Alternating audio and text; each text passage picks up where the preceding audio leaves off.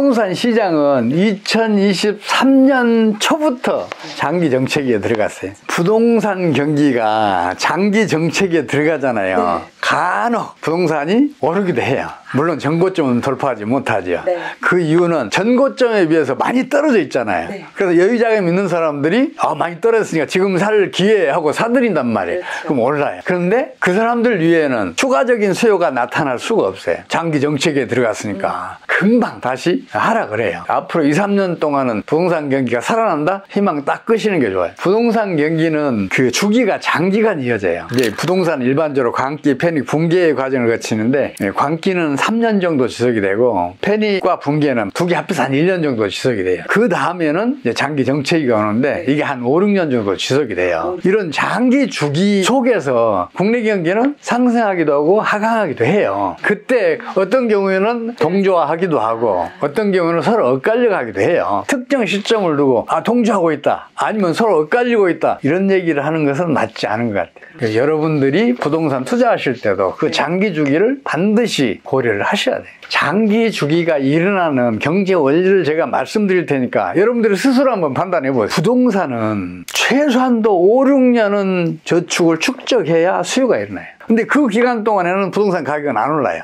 다른 물가는 그 기간 동안에 올라 있어요. 그래서 5, 6년 동안 저축이 축적이 되면 가격이 슬금슬금 올라가기 시작해요. 근데 일반 물가는 이미 많이 올랐으니까 그 속도가 일반 물가보다 빨라요. 그러면서 가격이 빠르게 상승을 해요. 큰 빚을 내서 주택 매입에 들어가요. 네. 미래 수요가 현재 수요로 넘어왔다는 얘기 아니에요. 그러니까 미래 수요가 현재 수요가 합쳐지면 수요는 배가 되고 가격은 또 폭등을 해요. 이게 광기예요. 투기 열풍이 3년 동안 지속되는 경제 원리예요. 근데 광기는 지속 가능성이 없어요. 왜냐하면 수요가 시간 이동을 했잖아요. 네. 그럼 수요가 공동화된 때가 오잖아요. 수요가 사라진 때. 네. 그러면 큰 빚을 내서 부동산을 매입한 사람들은 이제 패닉에 빠지는 거예요. 큰일 났네. 그 빚 어떻게 감당해? 그렇게 되면 집을 팔아서 빚을 이렇게 청산하는 그런 일이 벌어지기 시작해요. 패닉이 생기면 급매물이 급증을 하면서 붕괴로 이어져요. 근데 부동산 시장이 거래도 줄고 가격도 하락하게 되면 경제 전체 내에 유동성이 축소되는 일이 벌어져요. 유동성이 축소되면 신용 파괴원리가 작동을 해요. 그러면 신용 승수배만큼 경제 내에 통화량이 축소되는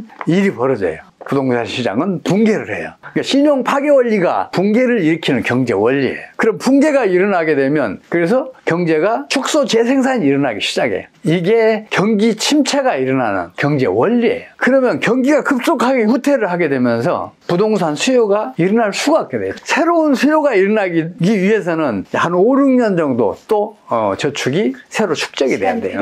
그래서 장기 정책에는 통상적으로 5, 6년 정도 걸려요. 여러분들이 이 경제 원리를 정확하게 이해하시고 현재 경제 상황이 어떻게 전개되는지를 파악을 하셨다면 앞으로 어디로 갈지를 알 수가 있어요. 최근 사례 그렇잖아요. 2018, 19, 20 광기가 일어났어요. 21년 패닉이 왔어요. 22년 붕괴가 왔어요. 2023년부터 급매물이 소화되면서 장기 정책이 들어가서 지금까지 이어지고 있어요. 2년이 좀 지나게 이어졌으니까 앞으로 2, 3년 지나면 다시 투기 열풍이 불겠다. 이렇게 판단하시면 틀리지 않아요. 여러분들이 스스로 그 경제 원리를 메모를 하셔서 스스로 판단을 해보시기 바랍니다. 뭔가 이 부동산 사이클이 돌아가는 걸 방해하는 변수들이 많지 않나요? 실제로 계속 이렇게 돌아가나요? 우리 역사를 보면 그런 사이클을 한 번도 벗어난 적이 없어요. 물론 특별한 경우가 있어요. 일본처럼 초장기 경기 부진을 겪으니까 1980년대 말에 광기가 벌어진 다음에 새로운 광기는 부동산 시장에서는 최소한 안 일어났어요. 워낙 장기간 경기가 침체하다 보니까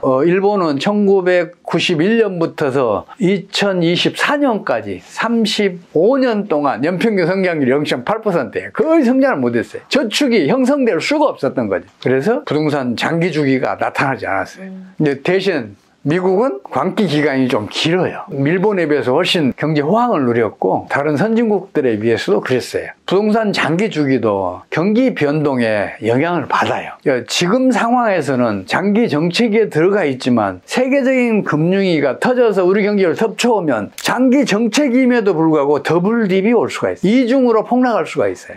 지금은 아주 주의할 때예요. 근데 이렇게 광기가 지나고 나서 이렇게 확 올라가는 그 시기에 이제는 서울과 또 지역이 많이 달라지잖아요. 그러면 광기가 지나간 후에 여파가 조금 지역별로 어떻게 될지도 가늠이 가능할까요? 우리나라 출산율 세계 최저잖아요. 0.7 겨우 넘은 그 네. 수준인데 이제 그 영향으로 인구가 정체돼 있어요.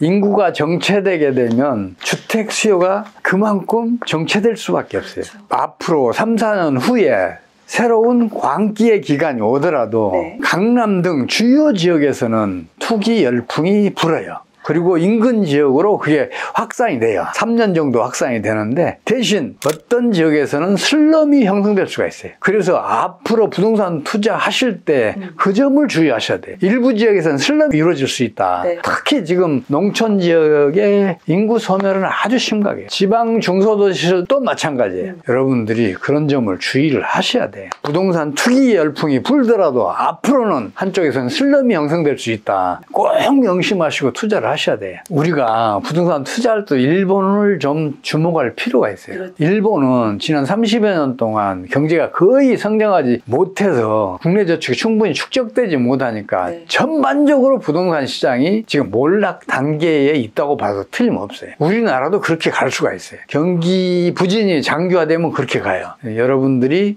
우리나라 경기 변동이 어디로 가는지도 주의해서 부동산 투자, 주식 투자 등에도 참고하시면 좋을 것 같아요. 부동산 사이클 중에서 광기라는 이제 단어가 있잖아요. 광기가 나오는 한국 부동산 시장이 좀 정상적이라고 보시는 건가요? 찰스 킨들버거가 네. 모든 금융위기는 광기, 패닉, 붕괴의 과정을 거친다는 것을 세계 경제사 700년을 연구해서 내린 결론이에요. 세계 경제 모두가 그랬어요. 다만 국내 경기가 그 주기에 영향을 끼치는 건 사실이지만 모든 나라가 그랬다니까요. 반대 사례는 제가 찾지 못했어요. 근데 지금 어쨌든 이제 장기 침체기에 안에 있는데도 불구하고 부동산 가격이 안 떨어진다라고 이제 얘기를 하시는 분들이 굉장히 많이 계세요. 근데 더블딥이 오기 전에 가장 먼저 변화했던 건 뭔지, 그리고 2025년에 변화하는 부동산 분위기를 조금이라도 더 알기 위해서 저희가 좀 어떤 지표들을 좀 유심히 보면 좋을까요? 이 장기 정책에 부동산 가격이 안 떨어지는 이유가 있어요. 우리나라 같은 경우에 개인 자산의 60% 넘게를 부동산으로 소유하고 있어요. 그 가격 떨어져 봐요. 당장 큰 손실 나잖아요. 근데 부동산 가격이 떨어지더라도 버티면서 보유하고 있어요. 현명한 방법이죠, 이게. 그런 이유 때문에 장기 정책에도 부동산 시장은 유지가 돼요. 가격이 폭락하지 않아요. 다만 더블딥이 오면 이제 폭락을 하는데 그때도 부동산 파시면 안 돼요. 그리고 그 더블딥이 오는 건 뭘로 알 수가 있냐면 신문 보도나 방송 보도를 통해서 세계 어느 나라에서 주식시장이 폭락했다더라. 혹은 금융위기가 터졌다더라. 그러면 이게 곧바로 전 세계로 전염된다고 판단하시면 돼요. 왜냐하면 금융위기는 전염성이 인간의 질병보다 훨씬 더 뛰어나요. 그래서 어느 한 나라가 금융위기에 빠져들면 인근의 나라부터 금융위기 늪에 빠져들기 시작해서 전 세계가 금융위기 늪에 빠져들게 돼요. 이거는 대공황 때 충분히 증명을 했어요. 그래서 주식시장이 붕괴됐다거나 또 어느 나라에선가 금융위기가 터졌더라. 이 뉴스가 터지면 맞아. 지금부터는 더블딥이 올 거야. 이렇게 판단하시면 틀리지 않을 거예요. 대한민국 살아가는 분들이 이 영상을 보면서 경제 공부 또 부동산 공부 앞으로 좀 어떻게 하면 좋을지 좀 조언 남겨주시면 좋을 것 같아요. 우리나라 부동산 시장의 주기를 보면서 느꼈던 게 그거예요. 부동산 투기 열풍이 불면 억제한다고 온갖 노력을 기울여요. 근데 한 번도 성공한 적이 없어요. 시장의 힘이어서 그렇게 흘러가요. 부동산 시장이 장기 정책에 들어가면 사방에서 아우성을 쳐요. 특히 건설회사들, 거기에 또 연관된 금융회사들. 그러면 이제 온갖 부동산 경기 진작책, 건설 경기 진작책을 정부가 발표해요. 근데 한 번도 성공한 적이 없어요. 시장의 힘이 정부 정책의 힘보다 월등하게 강하기 때문에 그래요. 부동산 장기 주기라는 것은 그만큼 막강한 힘을 가지고 있어요. 여러분들도 그 장기 주기만큼은 절대로 잊어먹으시면 안 돼요. 명심하셔야 돼요. 근데 여러분들이 스스로 그려보셔야 돼요. 부동산 그 장기 주기, 또 주식시장의 장기 주기, 심지어 금 가격의 장기 추세, 우리 환율의 장기 추세, 여러분들 스스로 그려보시면 판단이 서요. 저는 그러려고 봐요. 그런 노력을 스스로 기울여 보시기 바랍니다. 그렇게 해서 앞으로의 어떤 투자 활동 혹은 부동산 투자 이런 데에 적용을 하시면 큰 도움을 받으실 것 같아요. 여러분과 함께 장시간 여러 얘기를 나눴는데 저로서도 영광이에요. 왜냐하면 사람이라는 게 그러잖아요. 자기가 어떤 개척한 이론들을 남에게 알리고 싶잖아요. 그래서 이런 데 나오면 제 얘기를 이렇게 자유롭게 펼칠 수 있고 그런 기회가 주어져서 저로서도 반갑고 영광스러워요. 앞으로도 자주 불러주시면 또 이런 기회 다시 만들도록 하겠습니다. 감사합니다.